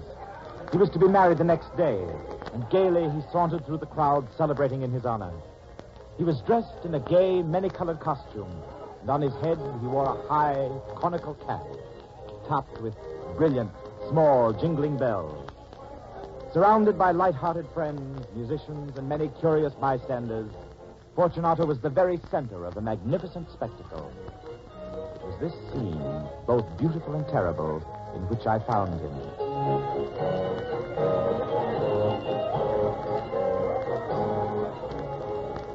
My dear dear Fortunato, how remarkably well you look tonight. And how lucky to find you. I've just purchased a cask of Amontillado wine, but, well, I'm afraid I've been cheated. Montresor? Amontillado? A cask this time like this? This time of year, impossible. Well, this was a strange wine dealer, true, and, well, I was foolish enough to pay him the full Amontillado price without first consulting you in the matter. Amontillado. So he told me. But since your friends are waiting for you, I must find Lucchese and ask him to test it for me. If anyone's a connoisseur of good wine, Lucchese is. He will tell you. Lucchese cannot tell Amontillado from water. Some people say that his taste is a match for your own. What? Where is this wine? In the vaults beneath my home. Come, let us go. Go where, Fortunato? To your vaults. I will test it. Oh, my friend, no, I won't impose this way on your good nature. You must remain with your friend. Lucchese is not in such great demand, especially tonight. My friends will not miss me for a few moments. Come on. No, Fortunato, no, I won't permit it. I see you're afflicted with a terrible cold, and my vaults are so insufferably damp, they're encrusted with wine. Let us go, Montresor, nevertheless. Cold is nothing. Amontillado. You have been cheated. As for Lucchese, he is no connoisseur of good wine. Only I am worthy to decide. Let us be on our way.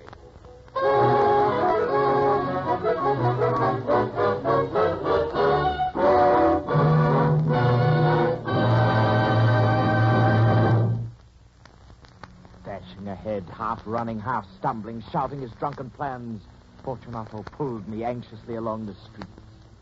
I pretended to hold back, to be unwilling to have him leave his friends, yet each moment my eagerness to complete my plan grew greater and greater. Soon we reached my home. There were no attendants there. They'd gone off to help in the celebration. I took from their brackets 2 torches, and giving one to Fortunato, I led him through several suites of rooms and through the archway that led down into the vault. As we descended the long, winding stairway onto the damp ground of the catacombs, I listened enchanted to the delicate bells attached to the conical cap atop Fortunato's bobbing head. Against the somber shadows of the catacomb walls, Fortunato's gay red and yellow costume brought a touch of beauty and lent a moment of holiday to the tiers of rare red and amber vintages. His steps were unsteady, and the bells upon his cap jingled even more as he stumbled down the damp stairs. The Amontillado, Montresor. It's farther on. How long have you had that cough, Fortunato? It is nothing. Come, Fortunato, we'll go back. Your health is too precious. This dampness is not good for your cough. No. Let us go on. The wine. But you'll be ill, and I don't want to be responsible. Besides, there is always the case of... Enough. The cough is a mental thing. It will not kill me. I shall not die of a cough. True. You will not die of a cough. And I had no intention of alarming you unnecessarily, but you should take care of yourself. Here, a drink of this wine, this fine aged Medoc will defend us from this chilling dampness. Here, allow me to break the neck of the bottle for you. Drink. I drink to the buried that repose around us. And I drink to your long life. Good, excellent. This wine is excellent. Bring it along. But what about the Amontillado wine? Oh, that's farther on, good Fortunato. Watch your footing there, my friend. The ground becomes damper and more slippery as we descend.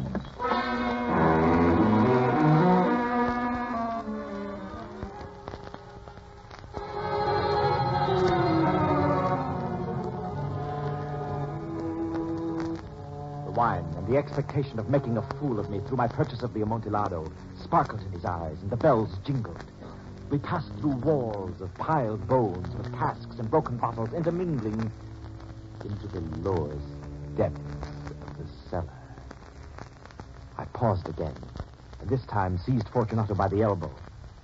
The line, Fortunato. See, it increases. It hangs like moss upon the vault. We're below the river's bed now. Look how the drops of moisture trickle among the bones. Oh, come, Fortunato, we'll go back before it's too late. You're caught. It is nothing. No, let us go on. But first, another bottle of the Medoc. Oh, better. A bottle of this, the Bananos. Here, Fortunato, here. You break the bottle this time. Very well.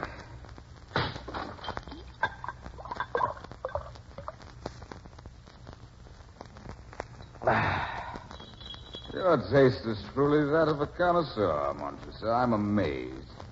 But come, let us go on. Be it so. And hold up your torch, Montresor. I don't care for this black drizzle. Be it so, Fortunato.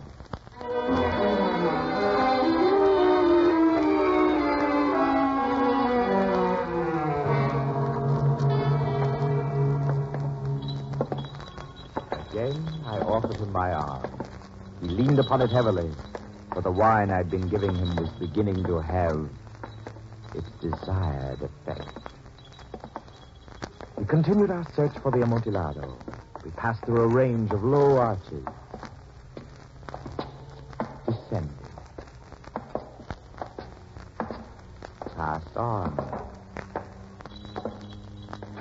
And descending again, arrived at the deepest crypt, where my father had been laid to rest. The foulness of the air was stifling, the dampness all but snuffed out our torches. Montresor, what other secrets do you have hidden here beneath the world? Why do you ask, good Fortunato? This pile of bones here. Now, how does it happen that the bones from this wall are thrown down in this manner? Why is it you have never replaced them, huh? What secret treasures do you keep in this last small recess? Fortunato, uplifting his dull torch, tried to peer into the depths of the recess and to discover within its circumscribing walls of solid granite the rare and exciting treasure which he drunkenly fancied. But it was in vain. His light was too feeble for him even to see where the solid granite walls ended. Go in, Fortunato. Inside is the cask of wine you wish to taste, the Amontillado. Amontillado. Careful, Fortunato. Enter slowly. It's dark in that niche. And the floor is even more slippery. What's this, Montresor? The niche ends so abruptly. True, Fortunato, it does. But proceed. I'm coming in with you. No need to be so bewildered. What are you doing, Montresor? I cannot see. See, Fortunato, how secure these chains are embedded in the walls. How heavy the iron staples with which they're fastened to the granite. You see this heavy iron lock? The ironsmiths of the last century knew their craft. There, Fortunato. See how snugly these chains fit about your waist. And this key? See, Fortunato, how smoothly it fits the lock. Now, Fortunato, pass your hand along the wall. You cannot help feeling the damp lime that clings to it. Yes, the wall is very damp, but it will keep you from falling. Perhaps you've already had too much wine. The Amontillado. True, the Amontillado. Fortunato was still nodding in his drunken stupor. Not yet did he know that he was forever chained to the walls of that black hell. I stepped outside and busied myself among the pile of bones that lay at the foot of the wall. The bones which he'd been sure had hidden the treasure, which, in truth, they did. Throwing them aside, I soon uncovered a quantity of building stone and mortar and a trowel which I'd hidden there. With these materials, I began vigorously to wall up the entrance of the niche. But for the regular sound of my trowel and an occasional jingle of tiny bells on Fortunato's cap, all was silent. I laid the first tier, and the second, and the third. I scarce had begun the fourth tier of the masonry when I discovered that Fortunato's intoxication was wearing off. Fortunato had indeed awakened. With fiendish delight, I sat down upon the bones and I listened to his furious attempts to escape. When at last the clanking subsided, I resumed my work with the trowel, and I finished without interruption the fifth, the sixth, and the seventh tiers. The wall was now nearly upon a level with my breast. I again paused, and holding the torch over the masonwork, I threw a few feeble rays onto the dejected figure within. Help! Help, for the love of the Almighty, someone come and stop this madman! This fool, this devilish thief! Help! Help, for the love of God! Louder, Fortunato! You forget how far we are below the riverbed. Perhaps if I shout with you, Fortunato, someone will hear. Together, Fortunato! Louder! Help! Louder still, Fortunato! Help! For the love of the Almighty, someone come and release the noble Fortunato! Help! He needs help so desperately, and there are so many cliffs between him and the rest of the world. Help! Help!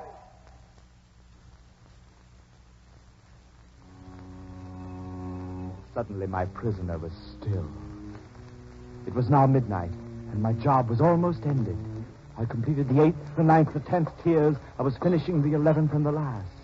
There was only a single stone to be fitted and plastered in.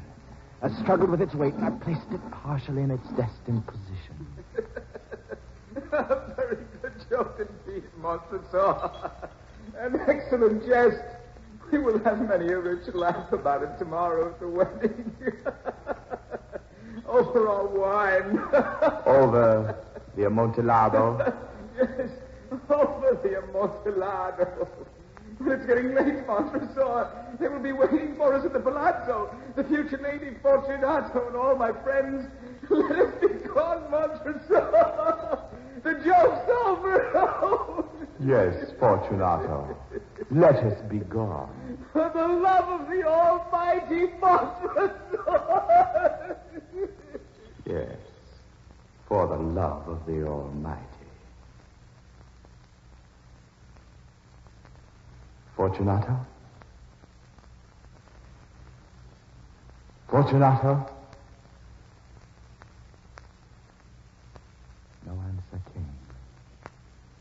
I thrust my torch through the remaining opening and let the light fall within. From inside the crypt there came the only answer Fortunato now could summon. I felt sick on account of the dampness of the catacombs. I hastened to finish my labors. I forced the last stone into its position. I plastered it up. Against the new masonry, I re-erected the old rampart of bones. For half a century, no one has disturbed them. The bones of my fathers rest in peace.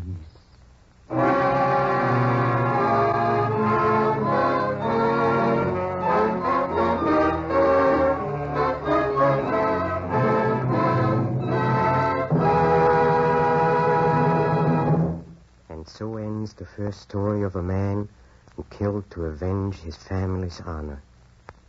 Our next production concerns itself with an expert criminologist, a man who prided himself on his claim of never making a mistake. Follow me to the green room, and we'll eavesdrop at rehearsal. This way. Come. Come. Well, the entire case, of course, was decidedly second-rate. You probably know the details. No, as a matter of fact, I don't. That's why I came here. Oh? See, I was in Africa just last week and didn't even know Harrington had been arrested until just before I sailed. I see. Well, I won't bore you with most of it. Suffice it to say that Ernest West had pushed Harrington in the stock market to a point where Harrington had to stop West or face absolute ruin. I see. So Harrington fought West out one night, sought him out at West's home on Long Island, and shot him with a .25 caliber revolver. Oh? We found it later in Harrington's safe. Well, there was nothing for the poor man to do but confess. Harrington was convicted solely on your evidence, Dr. Trevor? Yes. Otherwise, he might have escaped. But your entire case was constructed around the revolver. Yes. And his prompt confession put an end to further investigation. Now, as I was saying... Dr. Trevor, I'm interested in that revolver. A 25, you say? Yes, rather uncommon caliber. Yes, with the handle chipped a bit on the right side. Yes. How do you know? It belonged to West's wife, not to Harrington. What? Yes. It got chipped when she dropped it on a rock while target shooting in Switzerland. You see, I was with her at the time. You mean Alice West gave that revolver to Harrington? Oh, I doubt that, much as she loved him. You're out of your mind, Gregory. Not at all. I'm afraid that little 25 caliber revolver probably resulted in the execution of the wrong man. That's impossible. The right man, you see, was a woman, Alice West. She and Harrington were in love, and West played dog in the manger and wouldn't divorce her. Alice West is the murderer, not Harrington. She killed him? Certainly. There was no reason for Harrington to borrow her revolver. He had quite a little arsenal of his own, as I remember. A 45 caliber would have been his speed. But Alice West was in Europe at the time of the crime. Ah, before and after, yes. But I happen to know she was in Montreal the very month the murder was committed, and that isn't far from Long Island by plane. Go on, Gregory. Well, to clinch my case, Alice got tight one night in Monte Carlo and told me she was going to kill her husband. I left for North Africa the next day and didn't hear a thing for months. But when I saw the papers, I hadn't any doubts as to who had bumped off Ernest West. But Harrington's confession. Oh, Dr. Trevor, that's easy if you know people. The poor ox went to the chair for his lady love. It's been done before, you know. Gregory, what you say, it's impossible. Why? The man was convicted solely on my evidence. I could never make a mistake like that. Oh, come now. We all make mistakes. I don't. Well, it's a shame, but what's done is done. Obviously, you don't understand, Gregory. What? My reputation won't permit mistakes. Oh. I simply do not make them, that's all. Don't worry, Trevor. Your reputation isn't going to suffer. Alice West will be dead of dope inside of 2 years, if I'm any judge. And no one else knows you've been wrong, just this once. You do. Well, yes, but we can forget all about that. Yes, we must. We must. Right? So don't fret, Trevor. I'll keep my mouth shut. Yes. I know you will. Fine. Now, what about another brandy, eh? Oh, yes, over here on the table. Trevor. What are you doing? Trevor! Yes. Gregory, you'll keep your mouth shut.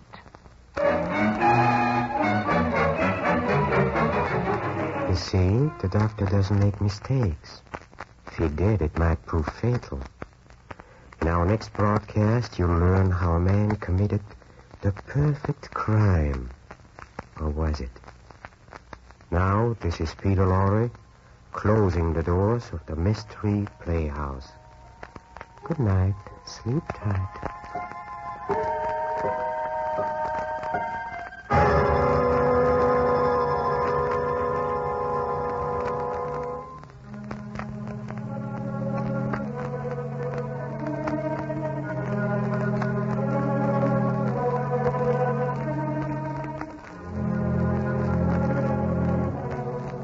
This is the Armed Forces Radio Service.